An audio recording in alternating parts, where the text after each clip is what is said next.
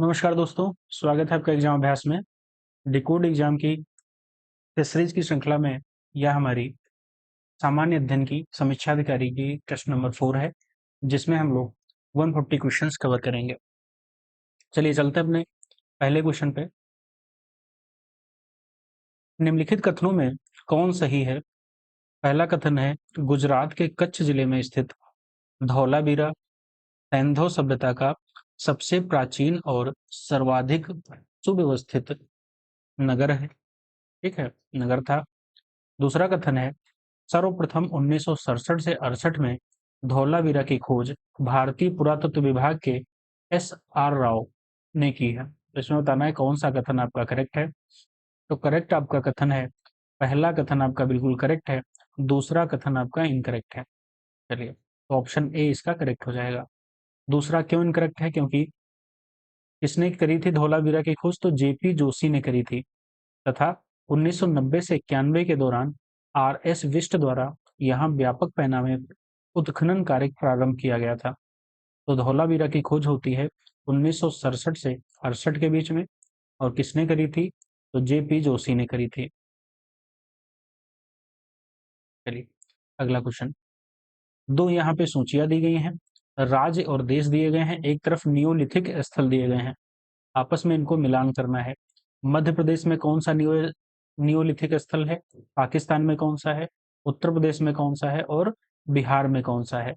चलिए बताना है।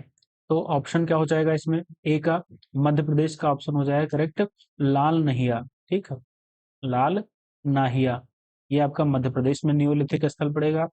और पाकिस्तान में कौन पड़ेगा? तो जलीलपुर पाकिस्तान में है।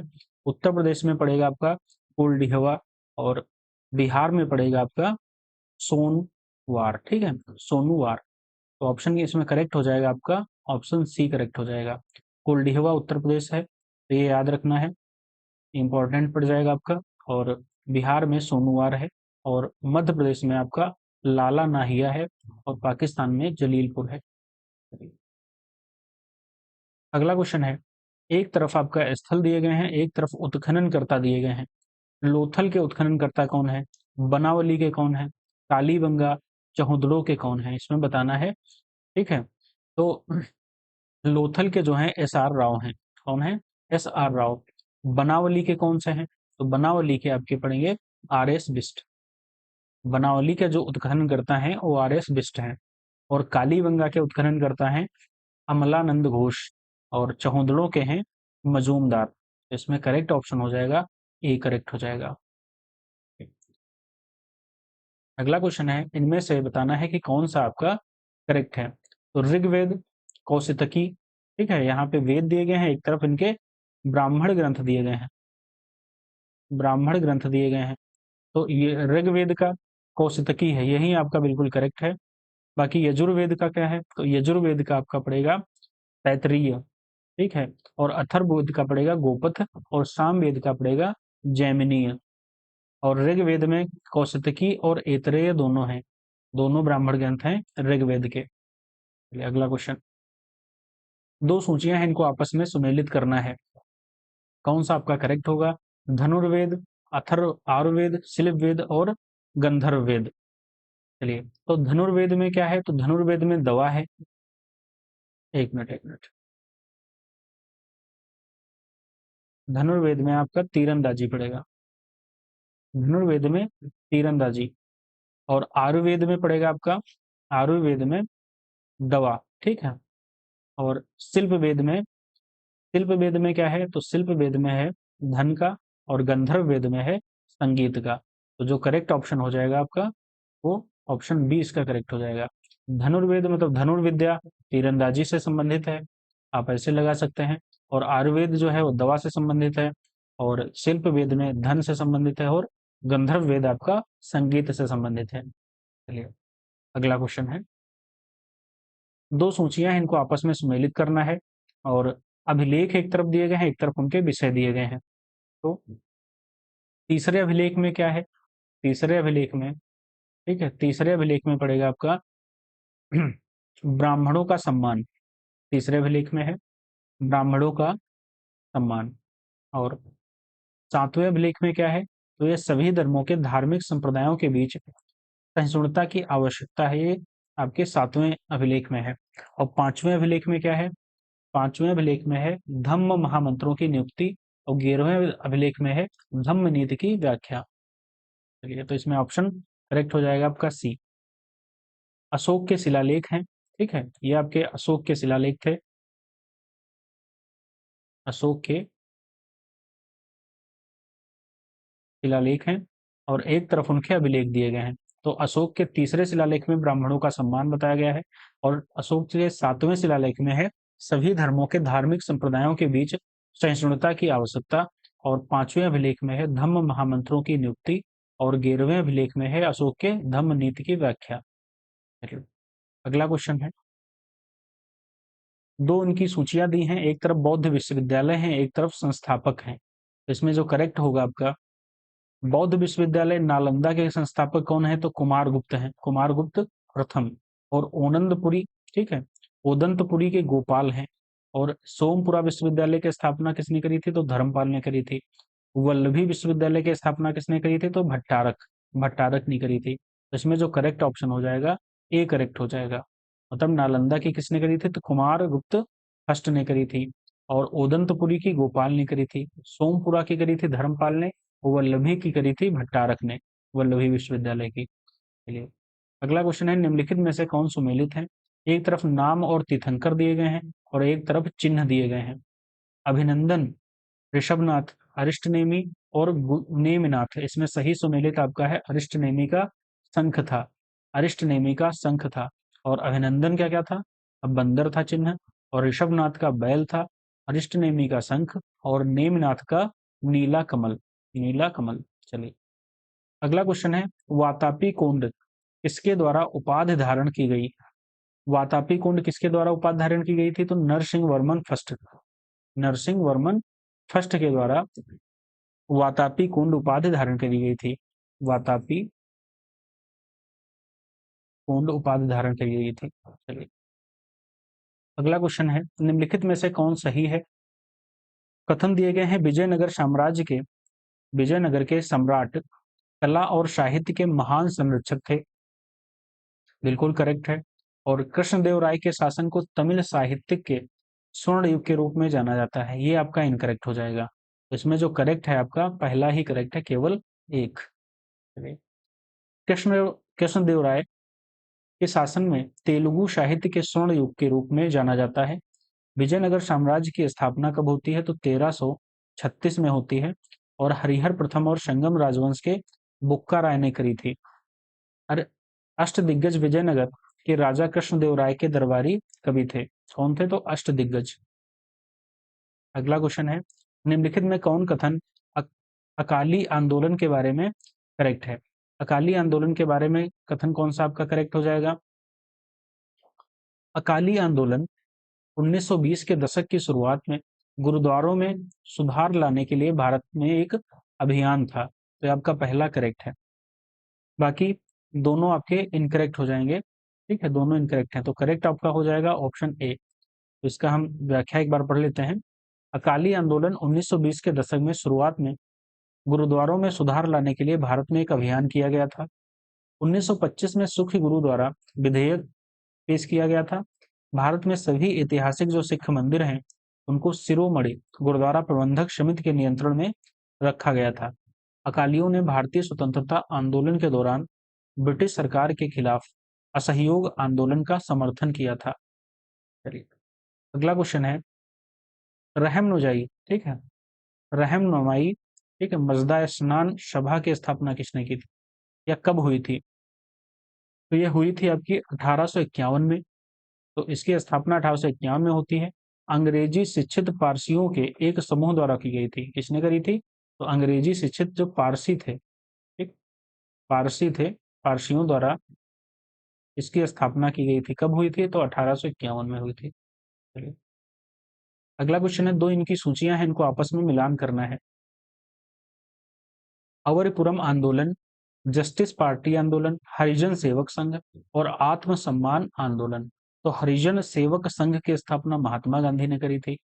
हरिजन सेवक संघ की स्थापना सबको पता है, महात्मा गांधी ने करी थी। और अवरिपुरम आंदोलन किसने करा था? तो नारायण गुरु ने करा था अवरिपुरम आंदोलन। और जस्टिस पार्टी आंदोलन किसने करा था? तो सी एन मुदलियार ने करा था। और आत्मसम्मान आंदोलन ईवी रामा स्वामी। तो इसमें करेक्ट ऑप्शन हो जाएगा आपका बी, करेक्ट ऑप्शन हो जाएगा। चलिए अगला क्वेश्चन है, एक तरफ संस्थाएं दी गई हैं, एक तरफ संस्थापक दिए गए हैं, बताना है कौन सा सही सुमेलित है। बॉम्बे प्रेसिडेंसी एसोसिएशन की स्थापना किसने करी थी? तो फिरोज शाह मेहता, केटी तेलंग और बदरुद्दीन तैयब जी ने करी थी। तो ये तो गलत हो गया आपका। बॉम्बे एसोसिएशन की स्थापना किसने करी थी? तो जगन्नाथ शंकर ने करी थी। बॉम्बे एसोसिएशन की जो स्थापना करी थी वो जगन्नाथ शंकर ने करी थी। इंडियन लीग की स्थापना किसने करी थी? शिशिर कुमार घोष। तो ये आपका करेक्ट ऑप्शन हो जाएगा सी। ब्रिटिश इंडियन सोसाइटी की स्थापना किसने करी थी? तो विलियम एडम ने करी थी।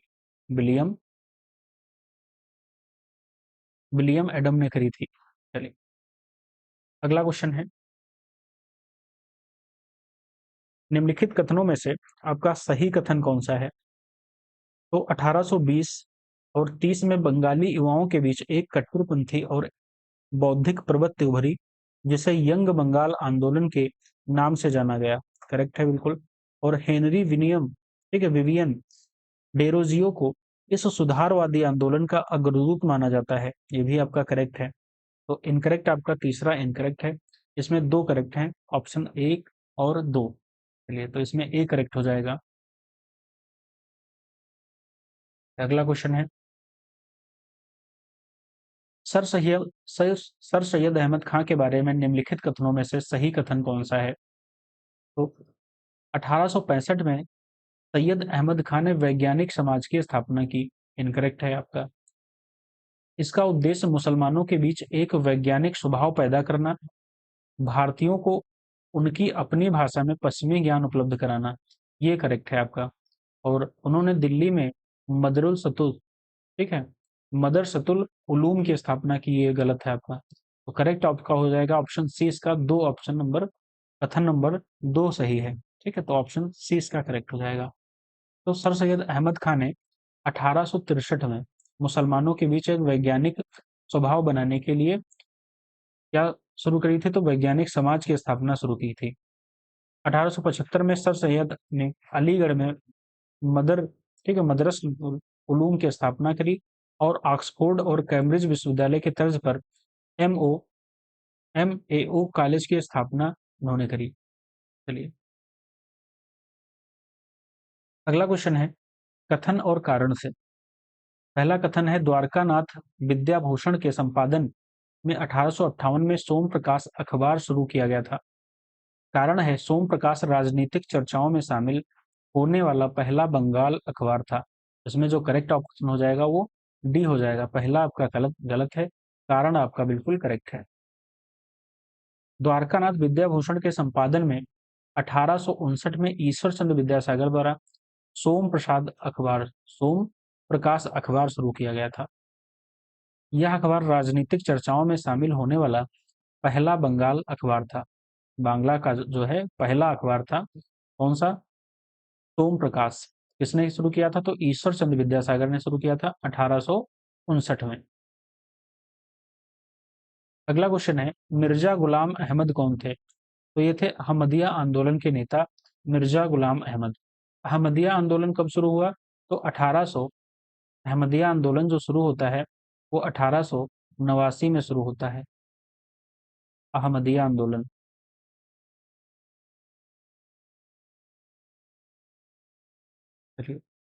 अगला क्वेश्चन है, निम्नलिखित निम्नलिखित को उनके सही क्रम के अनुसार व्यवस्थित करना है। इंडियन इंडिपेंडेंस लीग, भारत नौजवान सभा, अनुशीलन समिति और स्वदेश बांधव समिति। ये देखते हैं। तो इंडिपेंडेंस लीग है उसकी जो स्थापना होती है 1907 में होती है। और अनुशीलन समिति की स्थापना होती है 1902 में। भारत नौजवान सभा की स्थापना होती है 1926 में। और स्वदेश बांधव समिति की स्थापना होती है 1905 में। अगला क्वेश्चन है, रैंड और आर्म्स रेस्ट की हत्या कब हुई? तो हत्या होती है 1897 में। किसने करी थी? तो 22 जून 1897 को हरि चापेकर और बालकृष्ण हरि चापेकर ने पुणे में ब्रिटिश अधिकारी रैंड और उनके सैन्य अनुरक्षक लेफ्टिनेंट आर्मरेस्ट की हत्या की थी। 1857 के विरोध के बाद भारत में उग्रवादी राष्ट्रवाद का यह पहला मामला था। अगला क्वेश्चन है, निम्नलिखित में से कौन सा कथन आपका करेक्ट है? राइन नदी कॉन्स्टेंस झील से निकलती है, यह काला सागर में गिरती है, यह नदी नौगम्य है और रूर इसके दाहिनी ओर की प्रमुख सहायक नदी है। तो आपका करेक्ट जो हो जाएगा वो आपका ऑप्शन सी, इसके 3 करेक्ट हैं। ठीक है, दूसरा इसमें यह काला सागर में नहीं गिरती है। पहला आपका राइन नदी कॉन्स्टेंस झील से निकलती है, करेक्ट है। यह नदी नौगम्य है, करेक्ट है आपका। रूर इसमें दाहिनी ओर की प्रमुख सहायक नदी है, आपका बिल्कुल करेक्ट है। तो ऑप्शन सी इसका करेक्ट हो जाएगा। राइन नदी आल्प्स पर्वत में स्थित कॉन्स्टेंस झील से निकलकर उत्तर की ओर प्रवाहित होती है, जो कि नीदरलैंड के समीप उत्तरी सागर में गिरती है। अगला क्वेश्चन है, काकेशस राज्य के अंतर्गत कौन नहीं आता है? कौन नहीं आता है? तो मालदोवा नहीं आता है, मालदोवा। बाकी अर्मेनिया, अजरबैजान और जॉर्जिया ये सभी काकेकस जो राज्य हैं इसके अंतर्गत आते हैं। अगला क्वेश्चन है, कथन और कारण से। कील नहर नौगम्य शहर है। कारण है, इस नहर के निर्माण के पश्चात व्यापारिक जहाजों के परिवहन मार्ग में पहले की तुलना में लगभग 460 किलोमीटर की कमी आई। बिल्कुल करेक्ट है, दोनों कथन और कारण करेक्ट हैं और सही स्पष्टीकरण भी कर रहे हैं। तो ऑप्शन ए इसका करेक्ट हो जाएगा। तो ये जर्मनी में स्थित जो है कील नहर है। कील नहर कहाँ स्थित है? जर्मनी में स्थित है। जायरे के अगला क्वेश्चन है, जायरे के लुम्बुबस्सी शहर किस लिए प्रसिद्ध है? तो तांबा के लिए प्रसिद्ध है। कांगो का तांबा भंडार विश्व में प्रसिद्ध है। जायरे के लुम्बुबस्सी शहर को तांबा की राजधानी की उपमा भी दी जाती है। चलिए अगला क्वेश्चन है, कथन और कारण से। सिसल जूट,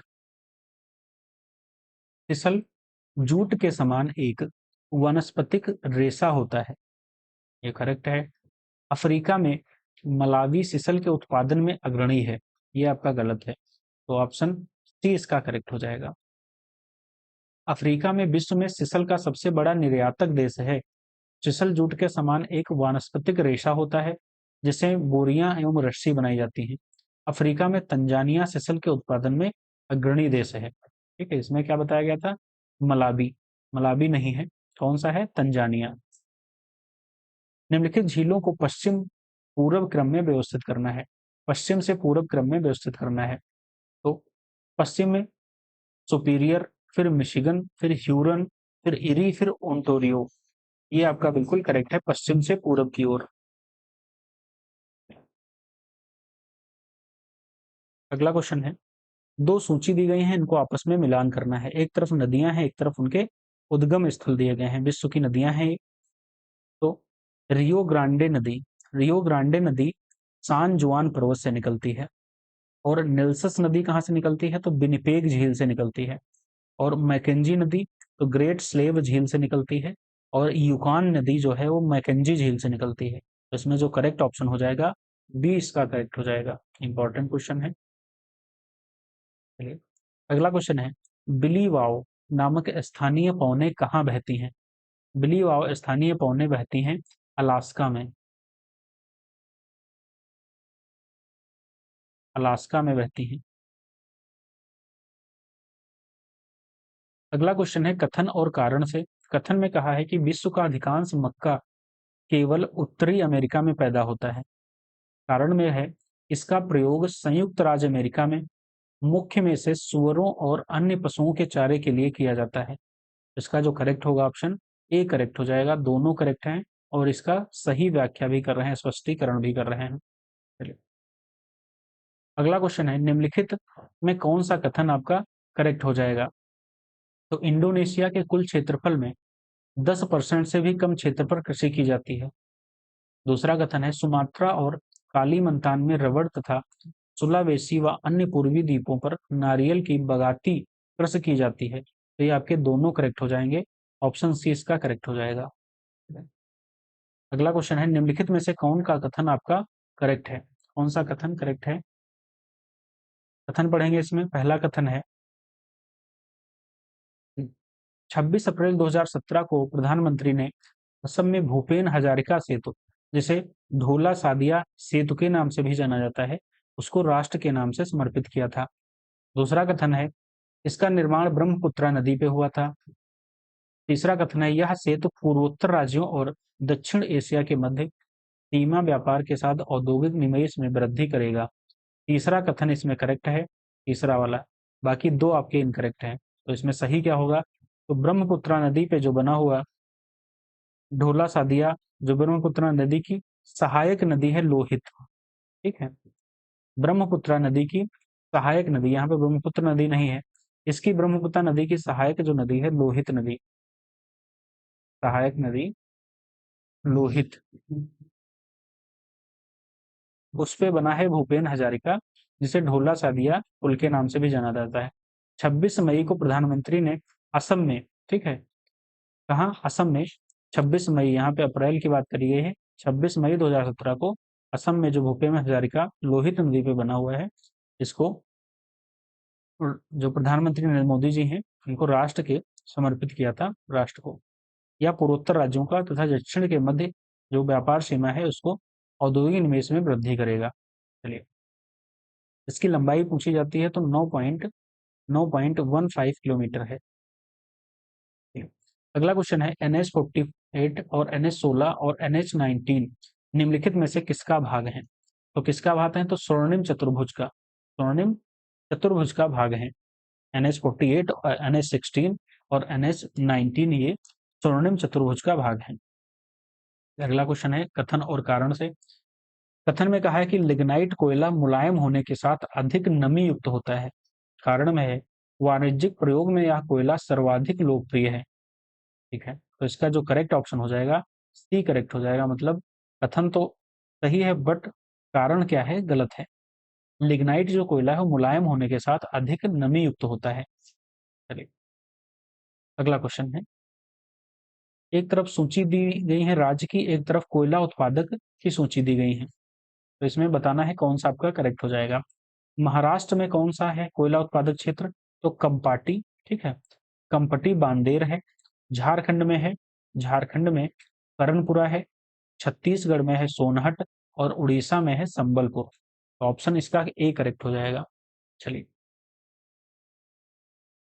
झारखंड में करणपुरा है, उड़ीसा में संबलपुरा है, छत्तीसगढ़ में सोनहट है और महाराष्ट्र में है कंपटी बांदेर, काम्पटी बांदेर। अगला क्वेश्चन है निम्नलिखित कथनों में से कौन सा कथन सही है? पहला कथन है बॉम्बे हाई तेल क्षेत्र कुल तेल उत्पादन का 60% से अधिक तेल प्राप्त होता है। दूसरा कथन है यहाँ तेल में पेट्रोल और कैरोसिन की मात्रा कम होती है। तीसरा कथन है इस क्षेत्र की खोज हुई थी वो 1973 में हुई थी। तो इसका जो करेक्ट है वो सिर्फ आपका केवल 3 कथन ही करेक्ट है। इनकरेक्ट में तो बॉम्बे जो हाई तेल है उसमें 45%, कुल 45% तेल की उत्पादन करा जाता है। यह मुंबई के 176 किलोमीटर दक्षिण पश्चिम में लगभग 2500 वर्ग किलोमीटर में विस्तृत है। यहाँ तेल में पेट्रोल और कैरोसिन की मात्रा अधिक मिलती है। इसकी खोज 1973 में हुई थी। इसका उत्पादन वर्ष 1976 में प्रारंभ हो गया था। चलिए, अगला क्वेश्चन है 36 नंबर, कथन और कारण है प्रायद्वीपीय पर्वतों का निर्माण पैलियोजोइक कल्प से संबंधित है। कारण में कहा है इसका उत्तर से दक्षिण विस्तार 1400 किलोमीटर तथा पूर्व से पश्चिम विस्तार 1600 किलोमीटर से अधिक है। चलिए, तो इसका जो करेक्ट ऑप्शन हो जाएगा वो सी करेक्ट ऑप्शन हो जाएगा कि कथन आपका करेक्ट है। प्रायद्वीपीय जो पर्वत है इनका निर्माण पैलियोजोइक कल्प से संबंधित है। आपका कारण जो है वो गलत हो जाएगा। चलिए, तो इसमें ऑप्शन सी इसका करेक्ट है। अगला क्वेश्चन है पीर पंजाल, धौलाधर, नाग टिब्बा निम्नलिखित में से प्रमुख पर्वत श्रेणियां हैं। तो किसकी हैं? तो मध्य हिमालय की पर्वत श्रेणियां हैं पीर पंजाल, धौलाधर और नाग टिब्बा, ये सभी। और एम महाभारत मध्य हिमालय की, ठीक है, महाभारत भी है, मध्य हिमालय की प्रमुख श्रेणियां हैं, प्रमुख श्रेणियां हैं। कश्मीर में स्थित पीर पंजाल श्रृंखला, हिमालय की सबसे लंबी एवं सबसे महत्वपूर्ण श्रृंखला है। पीर पंजाल श्रेणी में बुर्जिल और बनिहाल दर्रे भी हैं। इसी श्रृंखला में कश्मीर घाटी तथा हिमाचल प्रदेश के लाहौल स्पीति, कांगड़ा और कुल्लू घाटियां भी स्थित हैं। अगला क्वेश्चन है, भारतीय वन सर्वेक्षण की स्थापना कब हुई थी? तो जो भारतीय वन सर्वेक्षण है उसकी स्थापना होती है 1981 में।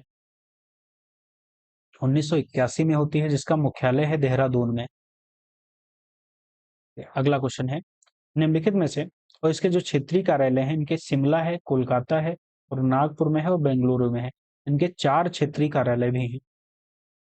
निम्नलिखित में से कौन सा कथन आपका करेक्ट है? सिंधु नदी का उद्गम तिब्बती क्षेत्र में कैलाश पर्वत की श्रेणी में मिलाल हिमनद से होता है, मिलाम हिमनद से नहीं होता है। नेपाल में इसे सिंगी खम्बान कहते हैं, ठीक, सिंबी खम्बान कहते हैं, तो ये आपका करेक्ट हो जाएगा, ये आपका करेक्ट हो जाएगा।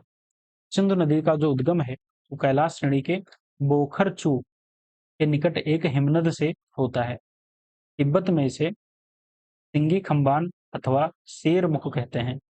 तिब्बत में इसे, यहाँ पे नेपाल की बात करी है, यहाँ पे तिब्बत है।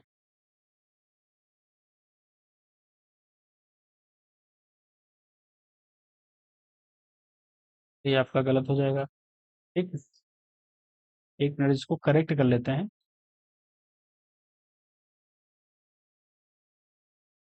चलिए, तो यहाँ पे यह ये भी गलत है, तो यहाँ पे दोनों गलत है, ठीक है, यहाँ पे दोनों गलत है, तो यहाँ पे तिब्बत ही होगा करेक्ट, ठीक। इसको करेक्ट कर लीजिएगा। तिब्बत में इसे सिंगी खम्बान के नाम से जाना जाता है। पहले तो इसमें ऑप्शन डी इसका करेक्ट होगा, यहाँ पे गलत लिखा हुआ है। अगला क्वेश्चन है, निम्नलिखित में से कौन कृष्णा नदी की सहायक नहीं, ठीक है, कृष्णा नदी की सहायक नदी नहीं है? तो मुनेरू भी है, मालप्रभा है, भीमा भी है, काबिनी नहीं, काबिनी नहीं है, ठीक है, काबिनी इसकी सहायक नदी नहीं। तो इसकी मुख्य जो सहायक नदियां हैं देख लेते हैं एक बार। कोयना है, घाट प्रभा है, मालप्रभा, भीमा, तुंगभद्रा, मूसी, मुनेरू, ये सभी कृष्णा नदी की सहायक नदियां हैं। कृष्णा नदी महाबलेश्वर के समीप से निकलती है, जो कि 1400 किलोमीटर की लंबी नदी है। चलिए, अगला क्वेश्चन है, एक तरफ राज्य दिए गए हैं, एक तरफ उनके राष्ट्रीय उद्यान दिए गए हैं। असम, हरियाणा, गुजरात और आंध्र प्रदेश, इनके राष्ट्रीय उद्यान बताने हैं, कौन सा आपका सही सुमेलित है। चलिए, तो असम का जो राष्ट्रीय उद्यान है रायमोना राष्ट्रीय उद्यान है, गुजरात का राष्ट्रीय उद्यान है बसंदा राष्ट्रीय उद्यान, और हरियाणा का है कालेश्वर राष्ट्रीय उद्यान, और आंध्र प्रदेश का है श्री वेंकटेश्वर राष्ट्रीय उद्यान है आंध्र प्रदेश का, तो ये करेक्ट हो जाएंगे। चलिए, अगला क्वेश्चन है, निम्नलिखित संसद में निम्नलिखित में से किस अस्थायी समिति में राज्यसभा का कोई सांसद नहीं है? तो प्राक्कलन समिति में सिर्फ लोकसभा के ही लोकसभा के ही सदस्य होते हैं। कितने होते हैं? तो 30 सदस्य होते हैं लोकसभा के ही। प्राक्कलन समिति में राज्यसभा के कोई सदस्य नहीं लिए जाते हैं, ठीक, इनको नहीं किया जाता है, संबंध नहीं किया जाता है। सिर्फ लोकसभा के ही मेंबर, 30 मेंबर प्राक्कलन समिति में लोकसभा के ही मेंबर होते हैं। अगला क्वेश्चन है, एक दो सूचियां हैं, इनको आपस में मिलान करना है, कौन किससे संबंधित है। चलिए, तो काम करने का अधिकार किससे संबंधित है? काम करने का अधिकार है आपका 41 से संबंधित है। कानून के समक्ष समानता आपका 14, ठीक है, 14 14 अनुच्छेद 14। बच्चों के लिए निःशुल्क और अनिवार्य शिक्षा अनुच्छेद आपका क्या हो जाएगा? अनुच्छेद 45। और काम की मानवीय स्थिति और न्यायोचित जो है वो आपका अनुच्छेद 42 हो जाएगा। तो ऑप्शन इसका करेक्ट जो होगा वो ऑप्शन बी करेक्ट हो जाएगा, ऑप्शन बी। चलिए, अगला क्वेश्चन है, राज्य विधान परिषद बनाई या समाप्त की जा सकती है? राज्य विधानसभा द्वारा, पारित संकल्प के रूप में संसद द्वारा, ठीक। भारतीय संविधान के अनुच्छेद 169 के अनुसार संसद किसी राज्य में परिषद का निर्माण या समाप्त कर सकती है यदि उस राज्य विधानसभा विशेष बहुमत से इस आशय का प्रस्ताव पारित करती है। तो चलिए, निम्नलिखित में से कौन से कथन आपके करेक्ट हैं? विधानसभा की अधिकतम शक्ति 600 सदस्य, और न्यूनतम 40, गलत है। राज्य विधानसभा का सदस्य होने के लिए नागरिक की आयु 30 वर्ष से कम होनी चाहिए, भी गलत है। इसमें आपके दोनों इनकरेक्ट हो जाएंगे। विधान सभा में जो प्रतिनिधियों को प्रत्यक्ष मतदान में वयस्क मताधिकार के द्वारा निर्वाचित किया जाता है, इसकी अधिकतम जो कम से कम 25 वर्ष होनी चाहिए, 25 वर्ष। अगला क्वेश्चन है, निम्न में से कौन निम्न में से किस राज्य केंद्र शासित प्रदेश में एक सामान्य उच्च न्यायालय है? एक सामान्य उच्च न्यायालय है। चलिए, इसमें क्या है, तो निम्न में से किस राज्य केंद्र शासित प्रदेश में एक सामान्य उच्च न्यायालय है? इसमें है तो असम, नागालैंड और मिजोरम। गुवाहाटी हाईकोर्ट का न्यायिक क्षेत्र असम, न्यायालय जो नागालैंड, मिजोरम और अरुणाचल प्रदेश है। अगला क्वेश्चन है, मद्रास में उच्च न्यायालय की स्थापना किस वर्ष हुई थी? तो हुई थी आपकी 1862 में। बंबई, मद्रास और कलकत्ता में उच्च न्यायालयों की स्थापना भारतीय उच्च न्यायालय अधिनियम 1861 के तहत वर्ष 1861 में हुई थी।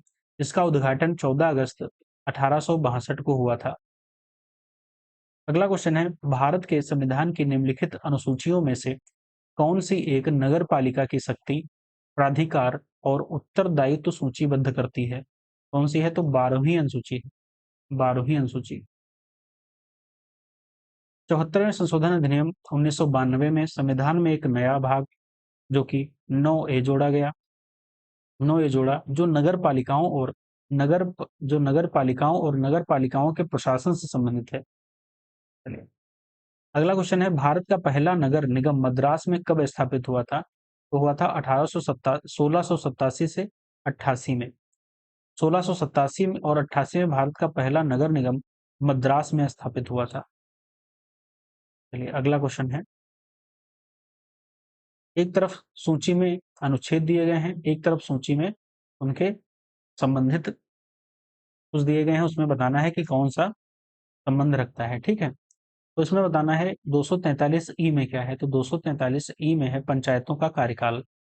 243 के में क्या है? तो के में है पंचायतों के चुनाव और आई में है आपका वित्त आयोग का गठन और 243 सी में है पंचायतों का गठन। इसमें जो करेक्ट ऑप्शन हो जाएगा डी करेक्ट हो जाएगा। 51 में निम्नलिखित में से किस सीधे जनता द्वारा चुना जाता है? किसे सीधे जनता द्वारा चुना जाता है? तो सरपंच को चुना जाता है जनता द्वारा और पंच को जनता द्वारा चुना जाता है। बाकी जिला पंचायत प्रमुख, ब्लॉक प्रमुख, इनको जनता द्वारा सीधे नहीं चुना जाता है। ये तो ऑप्शन सी इसका करेक्ट हो जाएगा। अगला क्वेश्चन है, एक तरफ दल दिए गए हैं, एक तरफ उनके गठन वर्ष दिए गए हैं। शिरोमणि अकाली दल की स्थापना कब होती है? तो आपका 1 मिनट, इसमें पूछा है सही कौन सा है? तो भारतीय कम्युनिस्ट पार्टी जो मार्क्सवादी पार्टी है उसकी स्थापना 1964 में होती है, बिल्कुल करेक्ट है। बाकी शिरोमणि अकाली दल की स्थापना 1920 में होती है, बहुजन समाज पार्टी की स्थापना 1984 में होती है और राष्ट्रीय जनता दल की स्थापना होती है 1997 में। ऑप्शन डी इसका करेक्ट हो जाएगा। अगला क्वेश्चन है, संघ लोक सेवा आयोग के संबंध में निम्नलिखित में से कौन सा कथन आपका करेक्ट है? यूपीएससी के अध्यक्ष और अन्य सदस्यों को भारत के राष्ट्रपति द्वारा नियुक्त किया जाता है। तो आपका बिल्कुल वो नियुक्त किया जाता है, यह तो आपका बिल्कुल करेक्ट है।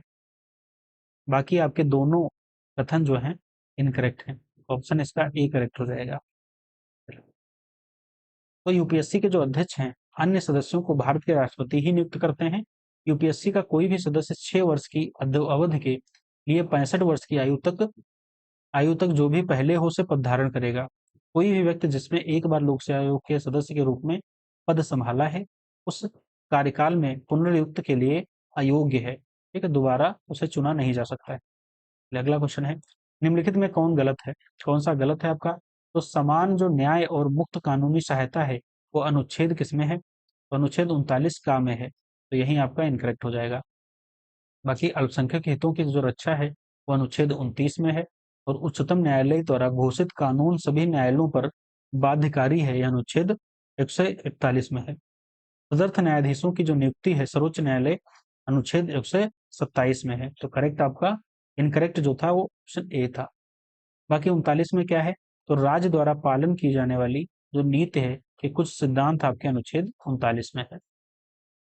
अगला क्वेश्चन है, भारत के पहले उप प्रधानमंत्री कौन थे? भारत के पहले उप प्रधानमंत्री सरदार वल्लभ भाई पटेल थे। सरदार वल्लभ भाई पटेल थे। अगला क्वेश्चन है 56 नंबर, एक तरफ लोकसभा राज्यों और केंद्र शासित प्रदेश का जो प्रतिनिधित्व है, एक तरफ उनके सीटें हैं। तो राजस्थान, इसमें बताना है कौन सा गलत है। तो ऑप्शन सी आपका गलत हो जाएगा। गुजरात में कितनी है? तो 26 हैं गुजरात में, बाकी राजस्थान में 25 हैं, कर्नाटक में 28 हैं और बिहार में 40 हैं। निम्नलिखित में से कौन सा कथन गलत है? एक तरफ फल दिए गए हैं, एक तरफ उनके खाने के योग्य भाग दिए गए हैं। संतरा का तो रसदार जो बाल हैं वो खाए जाते हैं। नाशपाती मांसल थैलेमस खाया जाता है। सेब में क्या खाया जाता है? तो सेब में मांसल थैलेमस ही खाया जाता है। जैसे यहीं आपका सी गलत हो जाएगा। बाकी नारियल में एंडोस्पर्म खाया जाता है। चलिए अगला क्वेश्चन है, निम्नलिखित में से कौन से पौधे को यांत्रिक शक्ति प्रदान करता है? कौन पौधे को यांत्रिक शक्ति प्रदान करता है? तो सक्लेरेनकाइमा जो करता है वो यांत्रिक शक्ति प्रदान करता है। सेलेनकाइमा। चलिए अगला क्वेश्चन, ये होता क्या है? तो इसकी जो कोशिका है, मोटी कोशिका भित्ति सेल वाल वाली मृत होती है और पौधे को यांत्रिक शक्ति प्रदान करते हुए अनम्य हो जाती है। चलिए अगला क्वेश्चन है, कथन और कारण से तो बताना है करेक्ट आपका क्या होगा। तो फ्लोएम पत्तियों से पौधों के विभिन्न भागों में घुलनशील कार्बनिक यौगिकों का संचालन करता है। कारण में है, इस तरह की परिवहन प्रक्रिया को अनुवादन या ट्रांसलोकेशन कहते हैं। तो आपके दोनों करेक्ट हो जाएंगे और स्पष्टीकरण भी कर रहा है, तो आपके कथन और कारण दोनों कथन आपके करेक्ट हैं। चलिए अगला क्वेश्चन है, कथन और कारण से। कथन में कहा गया है कि खट्टे फल और अचार को लोहे के बर्तन में नहीं रखा जाता है, इसमें अकार्बनिक एसिड होता है। तो जो करेक्ट होगा आपका, वो आपका सी करेक्ट हो जाएगा। पहला करेक्ट है लेकिन आपका दूसरा गलत है। कारण मतलब गलत है। तो कारण क्यों गलत है? क्योंकि अचार में जो होता है वो एसिडिक एसिड होता है, ये ध्यान रखना है। इसीलिए लोहे के बर्तनों में, पात्रों में नहीं रखा जाता है। अगला क्वेश्चन, एंडोल एसिडिक एसिड क्या है? तो एंडोल एसिडिक एसिड है ऑक्सिन। गेहूं का जंक क्या है? गेहूं का जंग क्या है? तो कवक रोग है जंग। नाइट्रोजन स्थिरीकरण में महत्वपूर्ण भूमिका निभाने वाला तत्व कौन है? तो तत्व है आपका एमओ। ठीक है, ठीक है, मोलिब्लेडनम। अगला क्वेश्चन है, निम्नलिखित में से कौन सा आपका करेक्ट हो जाएगा? तो एंटीजन और एंटीबॉडी के बीच परस्पर क्रिया का जो अध्ययन है वो सीरोलॉजी कहलाता है। तो छिपकलियों का अध्ययन सोरोलॉजी, रक्त का अध्ययन हेमेटोलॉजी, और जो एंटीजन एंटीबॉडी का अध्ययन है परस्पर क्रिया वो सीरोलॉजी कहलाता है, और रक्त वाहिनी जो वाहिका तंत्र का जो अध्ययन है वो एंजियोलॉजी कहलाता है, एंजियोलॉजी। अगला क्वेश्चन है, गोल क्रम किस फाइलम के अंतर आते हैं? गोल क्रम होते हैं नेमाथैलिमेथेलेंस। ठीक है, नेमाथैलिमेंस के अंतर्गत आते हैं, अंदर आते हैं गोल कृमि। अगला क्वेश्चन है, मानव में निषेचन अंदर होता है? तो ऑप्शन डी फैलोपियन ट्यूब में। अगला सूची, दो सूचियां हैं, इनको आपस में मिलान करना है। तो आपका करेक्ट हो जाएगा कोर्टिसाल हार्मोन। कोर्टिसाल जो हार्मोन है वो अधिक व्यक्त ग्रंथियां में पाया जाता है, और ग्लूकॉगन, ग्लू जो कॉगन है इसमें पाया जाता है तो अग्नाशय में पाया जाता है। और इओसोनी जो फिल्स है वो किसमें पाया जाता है? तो रोग प्रतिरोधक शक्ति होती है। और प्लेटलेट जो है वो थक्का। ठीक है, ऑप्शन क्या हो जाएगा इसका? बी करेक्ट हो जाएगा। प्लेटलेट जो है वो थक्का से संबंधित है, और कोर्टी जो सल हार्मोन है अधिव्यक्त ग्रंथियों में पाया जाता है। चलिए अगला क्वेश्चन, सूर्य की ऊर्जा का मुख्य स्रोत क्या है? तो आपका नाभिकीय संलयन है, न्यूक्लियर फ्यूजन है। न्यूक्लियर फ्यूजन है सूर्य की ऊर्जा का मुख्य स्रोत। निम्नलिखित में से कौन सा कथन आपका करेक्ट है? ठीक है, कौन सा कथन करेक्ट है? तो परमाणु बम अनियंत्रित नाभिकीय विखंडन के सिद्धांत पर आधारित है। हाइड्रोजन बम अनियंत्रित नाभिकीय संलयन के सिद्धांत पर आधारित है। तो करेक्ट ऑप्शन हो जाएगा इसका सी। अगला क्वेश्चन है, न्यूक्लियस मिलकर बनता है। न्यूक्लियस जो है किससे मिलकर बनता है? तो प्रोटॉन और न्यूट्रॉन से मिलकर बनता है। अगला क्वेश्चन है, विद्युत चुंबकीय तरंगे दी गई हैं, एक तरफ उनके खोजकर्ता दिए गए हैं। अवरक्त किरणें, लघु रेडियो तरंगे, दर्शनीय विकिरण और एक्सरे। इनके खोजकर्ता बताना है तो अवरक्त किरणें के खोजकर्ता हर्शेल हैं, लघु रेडियो तरंग के खोजकर्ता हेनरिच हैं, और दर्शनीय जो विकिरण है उनके न्यूटन है, और एक्सरे के डब्ल्यू रॉन्सन है। ठीक है। अगला क्वेश्चन है, निम्नलिखित में से कौन सा सही नहीं है? कौन सा सही नहीं है? तो पोटेशियम सल्फेट सिरेमिक बिल्कुल करेक्ट है, और मोनोपोटेशियम जो टाइट्रेट है वो उर्वरक में प्रयुक्त नहीं होता है। इसमें प्रयुक्त किया जाता है तो बेकरी में प्रयुक्त किया जाता है, बेकरी में। फ्रेयान तो रेफ्रिजरेंट में प्रयोग किया जाता है, और बेनाड्रिल एंटी डिस्टामाइंस होती है, हिस्टामाइंस, एंटी हिस्टामाइंस। चलिए, तो ऑप्शन इसका बी गलत था, बी। अगला क्वेश्चन है, रसोई गैस मुख्य रूप से होती है, रसोई गैस जो होती है वो ब्यूटेन होती है, मुख्य रूप से ब्यूटेन, जिसे कुकिंग गैस भी कहते हैं, एलपीजी। कैमरा में निम्नलिखित में से कौन सा कांच प्रयोग किया जाता है? तो फ्लिंट कांच कैमरे में प्रयोग किया जाता है। अगला क्वेश्चन है, अस्पतालों में कृत्रिम सांस के लिए प्रयुक्त सिलेंडरों में किसका मिश्रण होता है? तो ऑक्सीजन और हीलियम का मिश्रण होता है, ऑक्सीजन और हीलियम का। निम्नलिखित में से कौन सा कथन आपका करेक्ट है? तो फिनॉल का उपयोग सैक्रीन बनाने के लिए किया जाता है, ये तो गलत हो जाएगा। सैक्रीन एक कृत्रिम, ठीक है, स्वीटनर, मधुरक है, ये तो करेक्ट है। सुक्रोज की तुलना में यह 550 गुना मीठा होता है, भी करेक्ट है। तो ऑप्शन इसका जो करेक्ट होगा वो ऑप्शन बी करेक्ट होगा। अगला क्वेश्चन है, कथन और कारण से। अंतर वर्ष तुलना की अनुमति देने के लिए राष्ट्रीय खातों का आधार वर्ष निर्धारित किया जाता है। कारण है, सीएसओ ने 1945 से 1946 के आधार वर्ष के रूप में उपयोग करते हुए 1956 में राष्ट्रीय आय का पहला अनुमान जारी किया। तो आपका करेक्ट जो होगा वो सी करेक्ट होगा, कथन ए करेक्ट है, परंतु कारण आर इनकरेक्ट है। अगला क्वेश्चन है, निम्नलिखित में से कौन सा उत्पादन का कारक नहीं है? उत्पादन का कारक कौन सा नहीं है? तो किराया नहीं है। उत्पादन के कारक कौन से हैं? तो 4 श्रेणियों में विभाजित करते हैं, भूमि, श्रम, पूंजी और उद्यमशीलता। अगला क्वेश्चन है, निम्नलिखित में से कौन सा कारक सही है? कारक लागत पर सकल घरेलू उत्पाद, शुद्ध मूल्यवर्धन प्लस मूल्य ह्रास, ये आपका बिल्कुल कारक करेक्ट है।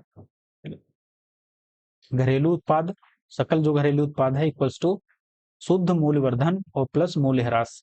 अगला क्वेश्चन है, निम्नलिखित में से कौन सा कथन आपका करेक्ट है? तो NNP NNP equals to GNP minus मूल्य ह्रास, ये भी करेक्ट है, और दूसरा भी करेक्ट है, एनएनपी जीडीपी प्लस विदेश से आय माइनस मूल्य ह्रास से एनएनपी निकलता है, और कारक लाभ पर जो शुद्ध आय राष्ट्रीय जो है उत्पाद है इक्वल्स टू से राष्ट्रीय आय कहते हैं, ये भी आपका करेक्ट है। ऑप्शन डी इसका, चारों आपके तीनों आपके बिल्कुल करेक्ट हैं, तीनों करेक्ट हैं, तो ऑप्शन डी इसका करेक्ट आंसर हो जाएगा। चलिए, एचडीआई से संबंध में निम्नलिखित में से कौन सा करेक्ट क्वेश्चन है? तो यह एक सांख्यिकीय उपकरण है जिसका किसी देश से सामाजिक और आर्थिक आयामों में समग्र उपलब्धि को निर्धारित करने के लिए किया जाता है। दूसरा कथन, इसे संयुक्त राष्ट्र विकास कार्यक्रम द्वारा प्रतिवर्ष प्रकाशित किया जाता है। तो इसका जो करेक्ट होगा ऑप्शन, दोनों करेक्ट आपके हो जाएंगे, दोनों, ठीक है, दोनों आपके करेक्ट हो जाएंगे। चलिए, अगला क्वेश्चन है, निम्नलिखित में से कौन सा असत्य है? माध्याह्न भोजन योजना भारत में 15 अगस्त 1995 को प्राथमिक शिक्षा के लिए पोषण सहायता के लिए राष्ट्रीय कार्यक्रम के नाम से शुरू की गई थी। दूसरा कथन है, कार्यक्रम कार्यान्वयन मंत्रालय इस योजना को लागू करने के लिए अधिकृत निकाय है। तीसरा कथन है, इस योजना का नाम सितंबर 2020 में बदलकर पीएम पोषण कर दिया गया, पीएम पोषण कर दिया गया। तो करेक्ट ऑप्शन क्या हो जाएगा इसका? बी करेक्ट हो जाएगा, पहला और तीसरा, दूसरा आपका इनकरेक्ट है। अगला क्वेश्चन है, निम्नलिखित कथनों में से कौन सा आपका कथन करेक्ट है? राष्ट्रीय ज्ञान आयोग 2005 में डॉक्टर मनमोहन सिंह द्वारा स्थापित समिति है, बिल्कुल करेक्ट है, और इस समिति के अध्यक्ष सैम पित्रोदा थे, ये भी करेक्ट है। और दूसरा आपका कथन इनकरेक्ट है। इस समिति का जो उद्देश्य है नवी तकनीक को अपनाने के और उन्नत करके सेवा क्षेत्र में सुधार लाना, ये गलत है। ऑप्शन सी इसका करेक्ट हो जाएगा। अगला क्वेश्चन है, निम्नलिखित योजना को सही कालक्रम के अनुसार व्यवस्थित करना है। तो इंदिरा आवास योजना की स्थापना कब होती है? तो 1985 से 96 के बीच में। और प्रधानमंत्री सड़क योजना 2000 में। और स्वर्ण जयंती स्वरोज योजना जो आती है 1999 आती है। और संपूर्ण ग्रामीण रोजगार योजना कब आती है? तो 2001 में आती है। चलिए अगला क्वेश्चन है, विस्तारवादी मौद्रिक नीति के संबंध में निम्नलिखित में से कौन सा कथन आपका करेक्ट हो जाएगा?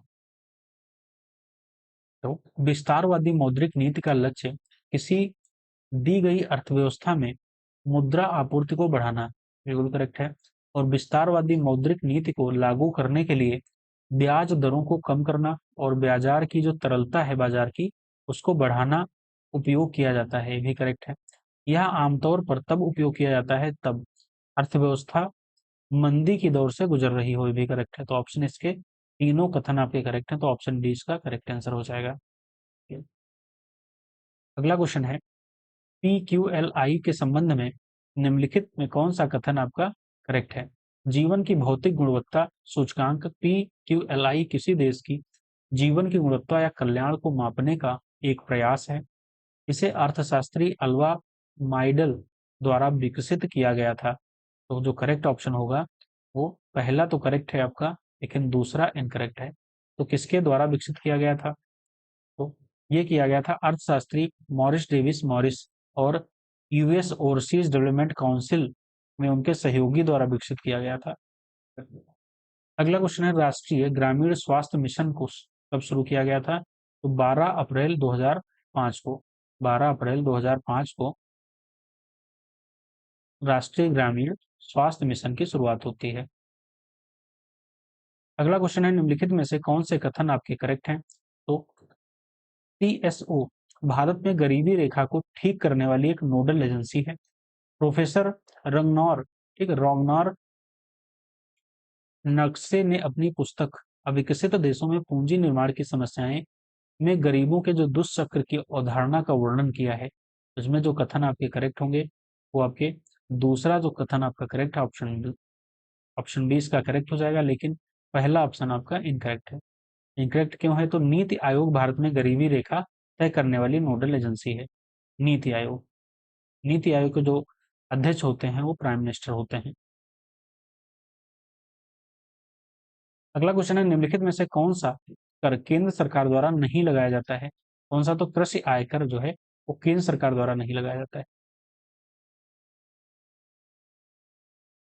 जो कृषि कर है वो राज्य सरकार लगाती है, जो कृषि आयकर है वो राज्य सरकार लगाती है। बाकी जो केंद्र सरकार है, जीएसटी, आयकर, कॉर्पोरेट कर, संपत्ति कर, धन कर, उपहार कर, सीमा शुल्क, कृषि संपदा, सब मिला के सब जीएसटी जो है वो केंद्र सरकार लगाती है। चलिए, माल और सेवा कर परिषद के अध्यक्ष कौन है? तो आपके केंद्रीय वित्त मंत्री हैं। वायुमंडल में प्रदूषकों की सांद्रता सामान्यतः व्यक्त की जाती है। तो ऑप्शन बी भाग प्रति मिलियन, भाग प्रति मिलियन द्वारा।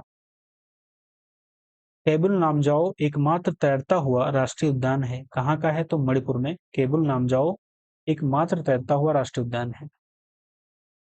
केबुल लामजाओ राष्ट्रीय उद्यान मणिपुर का राज्य के बिष्णुपुर जिले में मोइरांग के पास स्थित है। यह लुप्त प्राय संगाई की राष्ट्रीय शरण को संरक्षित करता है। इसे डांसिंग डियर भी कहा जाता है। यह उत्तर पूर्व भारत में स्थित दुनिया का एकमात्र तैरता हुआ राष्ट्रीय उद्यान है, जो कि लोकटक झील का एक अभिन्न अंग भी है। अगला क्वेश्चन है, राष्ट्रीय जैव विविधता प्राधिकरण की स्थापना कब की गई? तो 2003 में की गई थी। अगला क्वेश्चन है, निम्नलिखित में से कौन सी विधि पर्वतीय क्षेत्रों में मृदा संरक्षण के लिए उपयुक्त है? समोच्च जुताई, पट्टीदार खेती, स्थानांतरित खेती या मल्चिंग? तो इसमें जो करेक्ट होगा केवल एक, कौन सी? तो समोच्च जुताई ये पर्वतीय क्षेत्रों में मृदा संरक्षण के लिए उपयुक्त है, बाकी तीनों जो हैं वो इनकरेक्ट हो जाएंगी। अगला क्वेश्चन है, निम्नलिखित में से कौन सा कथन आपका करेक्ट है? तो बीज बैंक जम प्लाज्म संरक्षण का सबसे अच्छा तरीका है, करेक्ट है। और यह आनुवांशिक विविधता को बनाए रखने के लिए बीजों का भंडारण करता है, ये भी करेक्ट है। बीज सैकड़ों वर्षों तक व्यवहार्य रहते हैं, ये भी करेक्ट है। तो ऑप्शन डी इसका करेक्ट हो जाएगा। चलिए, ओजोन छिद्र किससे निकलने का कारण होता है? ओजोन छिद्र, ओजोन छिद्र आपका सीएफसीज, सीएफसीज, ठीक है। ओजोन छिद्र के जो मुख्य कारण क्लोरोफ्लोरोकार्बन तथा कार्बन टेट्राक्लोराइड, मिथाइल ब्रोमाइड और हाइड्रोक्लोरोफ्लोरोकार्बन के कारण जो ओजोन छिद्र है वो निकलने का कारण है। चलो, अगला क्वेश्चन है, निम्नलिखित में से कौन ग्लोबल वार्मिंग का प्रभाव नहीं है? कौन सा प्रभाव नहीं है? तो बीमारियों का फैलाव, ये भी नहीं है। उच्च मृत्यु दर, ये भी नहीं है। और प्राकृतिक आवास का नुकसान, ये भी नहीं है। जल वाष्प है, जल वाष्प ग्लोबल वार्मिंग का प्रभाव है। तो इसमें ऑप्शन डी करेक्ट हो जाएगा। अगला क्वेश्चन है, दो सूचियां हैं, इनको आपस में मिलान करना है। तो बोर्न बोबोर्न स्टेडियम कहाँ है? तो मुंबई में है। ग्रीन पार्क स्टेडियम कहाँ है? तो कानपुर में है। कीनन स्टेडियम कहाँ है? तो जमशेदपुर में है। और बाराबती स्टेडियम कहाँ है? उड़ीसा में है। दलीप ट्रॉफी किससे संबंधित है? दलीप ट्रॉफी संबंधित है क्रिकेट से। टर्बनेटर के रूप में किसे जाना जाता है? तो जाना जाता है हरभजन सिंह को। टर्बनेटर के रूप में हरभजन सिंह को जाना जाता है। लावा एक लोकप्रिय लोक नृत्य है। लावा कहाँ का लोकप्रिय नृत्य है? तो मिनिकॉय द्वीप का लावा एक लोकप्रिय नृत्य है। हथनी कुंड बैराज किस नदी पर स्थित है? हथनी कुंड बैराज जो है वो हरियाणा में स्थित है। ठीक, हरियाणा में हथनी कुंड बैराज हरियाणा राज्य के यमुना नगर जिले में यमुना नदी पर स्थित है। ठीक है, किस नदी पर स्थित है? तो यमुना नदी पर स्थित है। कहाँ स्थित है? तो हरियाणा में स्थित है। अगला क्वेश्चन है, पूर्वी यमुना नहर कहाँ से निकलती है? पूर्वी यमुना नहर जो निकलती है वो सहारनपुर से निकलती है। अगला क्वेश्चन है, हल्दिया प्रयागराज जो जल मार्ग है वो राष्ट्रीय जलमार्ग नंबर 1 कब घोषित किया गया? कब को घोषित किया गया था? तो 1986 को, 1986 को घोषित किया गया था। अगला क्वेश्चन है, निम्नलिखित में से कौन सही है? एरोनॉटिकल ट्रेनिंग इंस्टीट्यूट, ये आपका कानपुर में नहीं है, कहाँ है? तो ये आपका लखनऊ में है। नेशनल पैरासूट जो पैरासूट ट्रेनिंग कॉलेज है वो आगरा में है, करेक्ट है आपका। तो ऑप्शन बी इसका करेक्ट हो जाएगा। इंदिरा गांधी राष्ट्रीय उड़ान एकेडमी कहाँ है? तो ये फुर्सतगंज में है, रायबरेली में। नागरिक उड्डयन प्रशिक्षण केंद्र कहाँ है? तो ये बमरौली में है। ठीक है, बमरौली, बमरौली कहाँ है? प्रयागराज। चलिए, चलिए, अंधऊ हवाई अड्डा कहाँ है? तो अंधऊ हवाई अड्डा आपका गाजीपुर में है। उत्तर प्रदेश के कितने जिलों को लखनऊ आगरा एक्सप्रेस वे गुजरता है? ठीक है, लखनऊ के कितने जिले हैं जिससे आगरा एक्सप्रेस वे गुजरता है? तो 10 जिलों से गुजरता है। कौन कौन से हैं?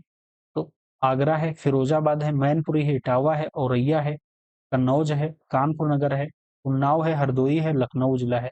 इनसे होकर गुजरता है। बिहार से उत्तर प्रदेश के कितने जिले स्पर्श करते हैं? तो बिहार से जिले स्पर्श करते हैं 7 जिले। कौन कौन से हैं? सोनभद्र, चंदौली, गाजीपुर, बलिया, देवरिया, कुशीनगर और महाराजगंज। अगला क्वेश्चन है, 2001 से 11 के दशक में जनसंख्या के जो वृद्धि दर में उत्तर प्रदेश में कितनी गिरावट आई है? तो 5.6% की गिरावट आई है। ऑप्शन सी इसका करेक्ट हो जाएगा। 5.6% की गिरावट आई। भारत में सर्वाधिक जैन जनसंख्या कहाँ पाई जाती है? जैन जनसंख्या कहाँ पाई जाती है? तो महाराष्ट्र में सर्वाधिक जैन जनसंख्या पाई जाती है। चलिए, हमारे 110 क्वेश्चंस कंप्लीट हो गए हैं और अगली वीडियो, अगली क्लास में अगले क्वेश्चंस कवर करेंगे। और वीडियो अच्छी लगी हो तो लाइक शेयर सब्सक्राइब अवश्य करेगा। धन्यवाद। और हमारी जो ध्येय आईएएस की टेस्ट सीरीज है वो हमारे जो यूट्यूब चैनल पे पड़ी हुई है, वहाँ से आप विजिट करके देख सकते हैं। और भी टेस्ट सीरीज इनकी हैं जो, वो आप वहाँ से देख सकते हैं, इनकी प्लेलिस्ट भी बनी हुई है। वीडियो अच्छी लगी हो तो लाइक शेयर सब्सक्राइब अवश्य करिए। थैंक यू सो मच, धन्यवाद।